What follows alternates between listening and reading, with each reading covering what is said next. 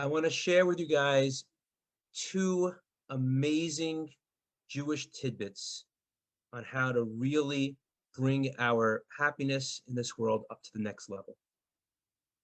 The first is a concept called bitachon, trust in God. Many people have faith in God, have emunah.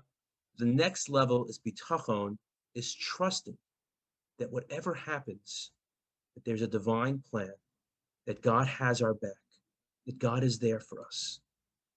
And, we all go through different struggles in life, different periods of suffering, trauma, things that were unexpected, undesired.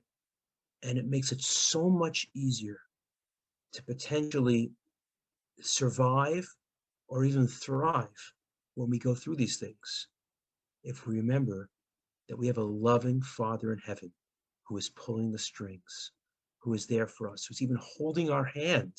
It may be a hidden hand, but he is literally holding on to us as we go through those toughest moments.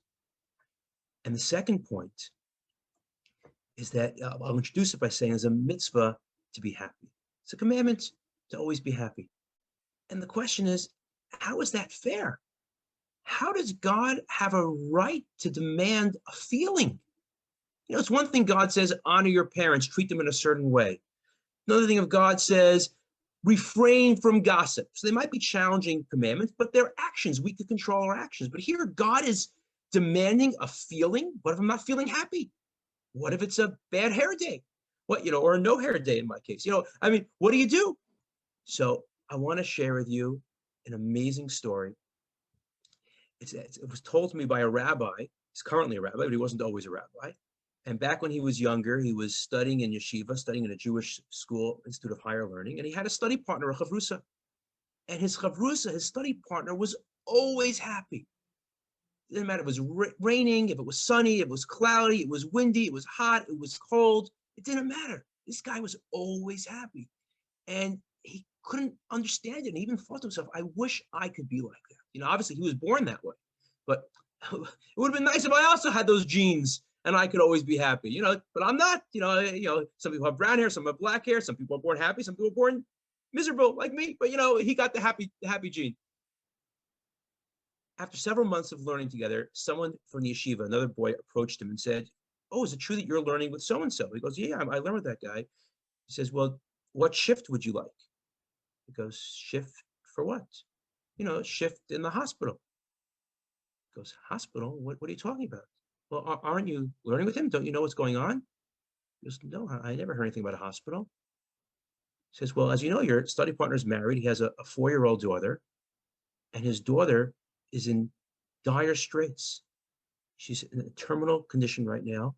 They don't know how long she has to live. And Chavrusa, your study partner, is in the hospital with her all night, every night. So we've been dividing up shifts to go lend support, to lend a helping hand. He said, well, please count me in. Whatever next slot you have available, I want to volunteer. I want to come. I want to help. So he signs him up and he starts heading to the hospital, and he's thinking to himself, first of all, he's grateful to have a chance to do something for his friend, to be there for him in his time of need. But he's also curious and wondering, what's it going to be like to see my happy friend all of a sudden in the hospital room with his daughter? I got to brace myself. This is going to be a totally different sight. This is not, happy yeshiva anymore. This is going to be a medical situation with his daughter staring right at him. And he walks into the room. He's braced himself, and sure enough, he sees the sad sight. He sees the girl, 4-year-old girl, strapped to all these machines and all these things that are inside her, and everything. It's horrendous sight. And then he sees his friend, and he can't believe what he sees. His friend is singing and jumping and dancing and smiling. And his daughter's like, yay, do it again, Dad. Do it again, Dad. And the guy can't believe, what is going on? How is he doing that? And that's when he realized, I'm going to share with you now this amazing, amazing insight. If you remember nothing else from tonight, try to remember this. He says, happiness is a choice. I'll say it again. Happiness is a choice. It's not based on external things like how much money someone has, how much status, how many friends, the weather. None of those things are what make us happy. You've got rich people and poor people who are happy and who are sad. It's a choice. And you could have a person who's living the poverty line, who maybe has poor health condition, but he's very happy because he made a choice to live life that way.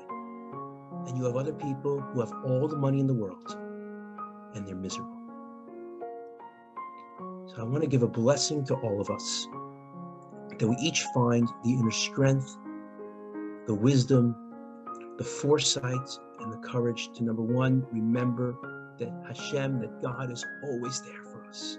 He's always with us 24/7. He loves us and he has our back, and we're never in this alone.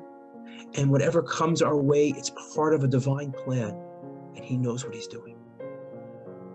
And number two, that happiness is a choice, and that we find that ability to make the choice to choose life and to choose happiness. I want to thank you all so much for making me so happy by giving me the opportunity to learn together.